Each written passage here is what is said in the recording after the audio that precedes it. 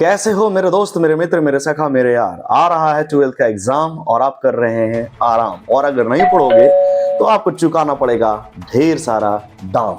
आज के वीडियो में मैं बात करने वाला हूं आपके काम की बात, और आप हो जाइए तैयार, क्योंकि एग्जाम के लास्ट टाइम में आपके मन में बहुत सारा सवाल उठ रहा होगा, जैसे पढ़े तो क्या पढ़े, अगर ध्यान दें तो किस सब्जेक्ट पर ज्यादा ध्यान दें, और कैसे पढ़ें कि ज्यादा से ज्यादा मार्क्स एग्जामिनेशन में आ सके।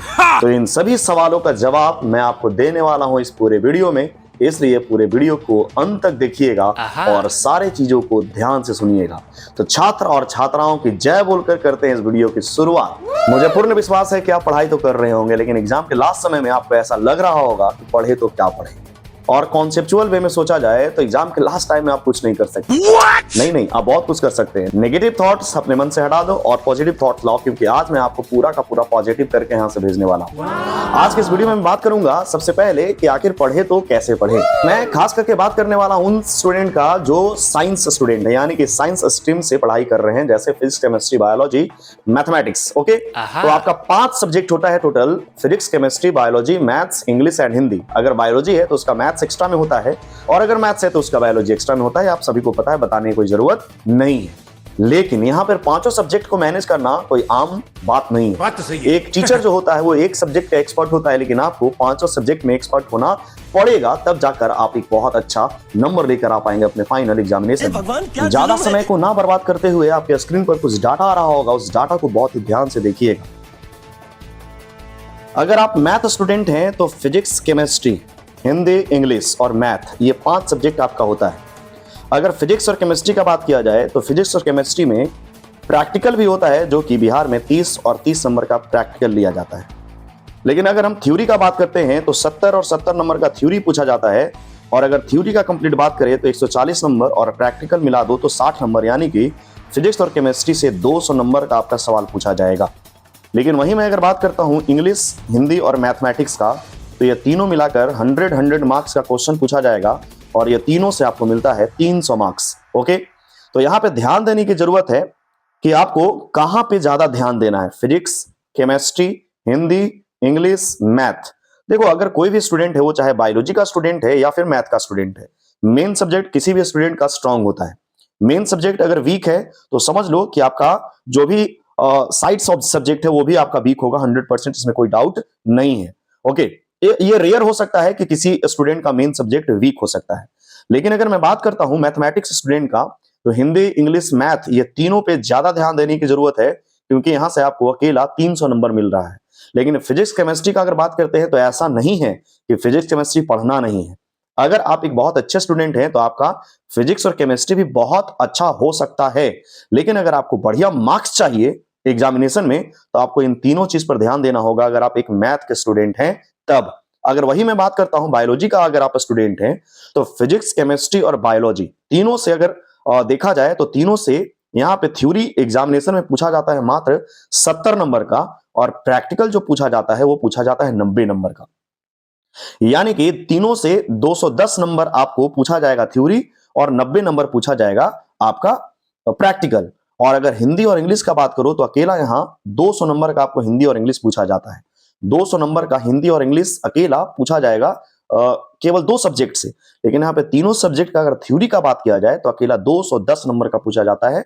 प्रैक्टिकल अगर आप छोड़ दीजिए तब। तो शायद आपको यहाँ पे पता चल रहा होगा कि ज्यादा ध्यान, अगर नंबर चाहिए आपको, बढ़िया मार्क्स चाहिए आपको, तब अगर आपने पूरे साल में पढ़ाई नहीं किया है बढ़िया से, तो ज्यादा आपको ध्यान देने की जरूरत है कहाँ? हिंदी और इंग्लिश पर, जहां से आसानी से आपको 200 नंबर मिल सकता है।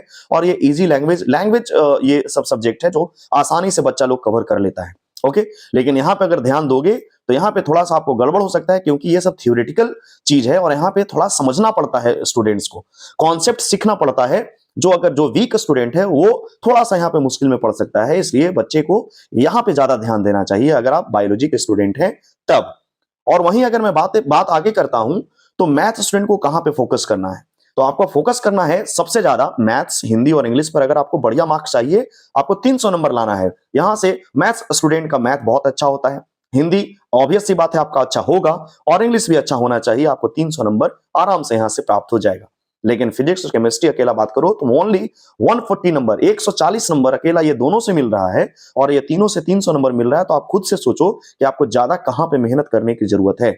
ओके, और वहीं अगर मैं बायोलॉजी स्टूडेंट का बात करता हूं तो फिजिक्स, केमिस्ट्री और बायोलॉजी ये तीनों से आपको मिल रहा है मात्र 210 नंबर, और हिंदी और इंग्लिश से मिल रहा है आपको 200 नंबर। तो आप खुद से डिसाइड कर लो, आपको बढ़िया मार्क्स चाहिए तो आपको कहां पे ज्यादा मेहनत करने की जरूरत है। तब यहां पे सवाल उठता है करे तो क्या करे। तो अब मैं इस करे तो क्या करे सवाल को 3 स्टेप में बताऊंगा। ये तीनों स्टेप को बहुत ही ध्यान से समझिएगा, क्योंकि अगर ध्यान हटी दुर्घटना घटी, आपको बहुत अच्छा से पता है। सबसे पहला स्टेप, फर्स्ट स्टेप है फोकस ऑन वीक सब्जेक्ट। आपको क्या लगता है, आपको जिस बालक का या जिस स्टूडेंट का जो भी सब्जेक्ट जो वीक है वो उसको पता है, और उससे अच्छा किसी को पता नहीं है। कोई टीचर नहीं बता सकता है, कोई पेरेंट्स नहीं बता सकते हैं, कोई आपके फ्रेंड्स नहीं बता पाएंगे कि आपका कौन सा सब्जेक्ट वीक है। आपको खुद डिसाइड करना पड़ेगा कि आपका कौन सा सब्जेक्ट वीक है। जिस सब्जेक्ट में आपको लगता है कि हम वीक हैं, उस पर थोड़ा ज्यादा प्रिपरेशन करने की जरूरत है। जैसे मैं आपको एग्जांपल से समझाता हूं। आपको यहाँ पे physics, chemistry, maths, biology, Hindi और इंग्लिश, ये 6 सब्जेक्ट दिए हुए हैं जनरली, जिसमें बच्चा 5 सब्जेक्ट ही ध्यान से पढ़ता है। जो ऑप्शनल सब्जेक्ट है उस पर बच्चे ध्यान नहीं देते हैं। तो अगर आपका फिजिक्स साल भर पढ़े हो, फिर भी आपको लग रहा है कि मैं इसमें अच्छा कर सकता हूं, और आपका फिजिक्स सब्जेक्ट अच्छा नहीं है, वीक है, ओके, वैसे ही chemistry, maths, biology, Hindi, English का मैं बात करता हूं, एक एक करके मैं बात करूंगा, ध्यान से समझिएगा इस चीज को। अगर आपका फिजिक्स वीक है तो आपको एक ट्राई करना है, एवरीडे 100 क्वेश्चन आपको बनाना है एमसीक्यू। एमसीक्यू बनाओगे आपका कॉन्सेप्ट क्लियर होगा, 100% क्लियर होगा। आपको केमिस्ट्री से भी 100 क्वेश्चन एवरीडे बनाना है, ओके। और मैं आपको बताऊंगा आगे कि ये 100 क्वेश्चन बनेगा तो कैसे बनेगा। आपको लग रहा होगा 100 question, oh my God, 100 question मैं कैसे बना पाऊंगा, उसका सॉल्यूशन है मेरे पास, ध्यान से समझिएगा इस चीज को। और अगर आपका मैथ्स बहुत अच्छा है, यानी कि मैथ्स में लग रहा है आपको कि बहुत अच्छा है, क्योंकि आपका एक अगर मेन सब्जेक्ट मैथ है, तो मैथ में आप मात्र 50 क्वेश्चन बनाइए, ज्यादा बनाने की जरूरत नहीं। जो अच्छा है उस पर ज्यादा ध्यान नहीं देना है, जो वीक है उस पर ज्यादा ध्यान देना है। और अगर मैं बात करता हूं बायोलॉजी स्टूडेंट का, तो अगर बच्चे का बायोलॉजी सब्जेक्ट बहुत अच्छा है, तो उसको भी उस पर ज्यादा ध्यान देने की जरूरत नहीं है। उस पर भी मात्र आपको एवरीडे 50 क्वेश्चन कर लेना है, रैंडम, कोई चैप्टर वाइज नहीं करना है। अगर आपकी इच्छा है चैप्टर वाइज करने का तो चैप्टर वाइज कर सकते हो। अगर आपकी इच्छा है कि हम रैंडम क्वेश्चन करें, प्रत्येक सब्जेक्ट से हम जहां मन तहां से बनाएं, तो भी आप बना सकते हैं, कोई दिक्कत वाली बात नहीं है। और हिंदी इंग्लिश का बात करते हैं तो ये लैंग्वेज सब्जेक्ट है, आपको आसानी से ये याद हो जाता है, ज्यादा टेंशन लेने की जरूरत नहीं है, ओके। तो आपको जो वीक लग रहा है उस पर थोड़ा ज्यादा क्वेश्चंस बनाइए, आपका सब्जेक्ट स्ट्रांग हो जाएगा, नो डाउट। बहुत ही कम समय लगेगा और आपको ऐसा लगेगा कि आपका सब्जेक्ट जो है वो स्ट्रांग हो गया है। इसके लिए स्टेप नंबर 2 को समझना पड़ेगा कि ये आखिर करें तो कैसे करें। स्टेप नंबर 2 मैं आपको समझाता हूं। स्टेप नंबर 2 है टाइम मैनेजमेंट। आपके घर में कोई बड़े गार्जियन होंगे जो पैसा कमाते होंगे, और आने वाले समय में आप भी कमाओगे, आई होप बहुत अच्छा कमाओगे। तो पैसा का मैनेजमेंट किया जाता है कि नहीं, कि अगर मैं 50,000 रुपया मंथली कमा रहा हूं तो इस 50,000 को कहां कहां इन्वेस्ट करूं। वैसे ही है टाइम मैनेजमेंट। अगर आपका टाइम मैनेजमेंट बढ़िया नहीं है तो समझ लीजिए आप कुछ नहीं कर सकते। बात तो सही है। और आपको बढ़िया नंबर लाने के लिए जीवन में कहीं भी किसी भी क्षेत्र में बढ़िया करने के लिए टाइम मैनेजमेंट बहुत जरूरी होता है। तो जिस तरह से आप पैसों का नियोजन कर सकते हो, उसी तरह समय का भी कीजिए। मैनेजमेंट कैसे करना है वो आपको अगर नहीं पता है तो मैं एक वीडियो बनाने वाला हूं बहुत ही जल्द, उसको देख लीजिएगा। और अगर आपने सब्सक्राइब नहीं किया है तो कर लीजिए, नोटिफिकेशन आपके पास चला जाएगा ऑटोमेटिकली। और स्टेप नंबर है 3, यानी कि तीसरा। आपने 100 क्वेश्चन बना लिया आज, बहुत बढ़िया, आपने बहुत बेहतर काम किया है। लेकिन समस्या क्या है, कल आपने बनाया कि नहीं, परसों आपने बनाया कि नहीं, और भी आने वाले समय में आपने बनाया कि नहीं, क्योंकि एक दिन बनाने से आप सफल नहीं हो जाओगे। ओके, आपको प्रतिदिन बनाना पड़ेगा, जिसको हम लोग बोलते हैं कंटिन्यूटी। आपको निरंतरता रखना पड़ेगा। आप आज बना लिए, कल नहीं बनाए, परसों नहीं बनाए, तो ये कंटिन्यूटी आपका टूट जाएगा। और जब रिदम टूटता है तो फिर मजा नहीं आता है किसी चीज को करने में। तो आपको ये जो क्वेश्चन बनाने का कंटिन्यूटी है, ये आपको लगातार एवरीडे करना पड़ेगा, प्रतिदिन करना पड़ेगा। तब आपका कॉन्सेप्ट जो भी वीक है वो स्ट्रांग हो पाएगा। ओके, तो ये आपका कंटिन्यूटी है जो बहुत इंपॉर्टेंट है। आप कंटिन्यूटी बनाए रखिए अपने जो भी वीक सब्जेक्ट है उस पर। और लास्ट में बात करता हूं, do not go for perfection. ये बहुत इंपॉर्टेंट है, ध्यान से सुनिएगा।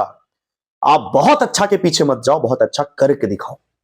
आप ये मत सोचो कि मैं ऐसा कर दूंगा तो ऐसा हो जाएगा, नहीं, आप ऐसा करो और बढ़िया अपने आप हो जाएगा। आप परफेक्शन के पीछे मत भागिए, आप मेहनत करते रहिए, परफेक्शन अपने आप मिल जाएगी।